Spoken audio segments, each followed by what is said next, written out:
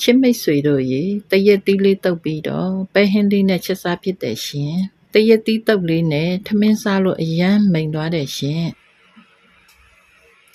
တရက်သီးလေးကိုအခွန်ခွာပြီးတော့ဓားလေးနဲ့ပေါက်ထားပါမယ်ရှင်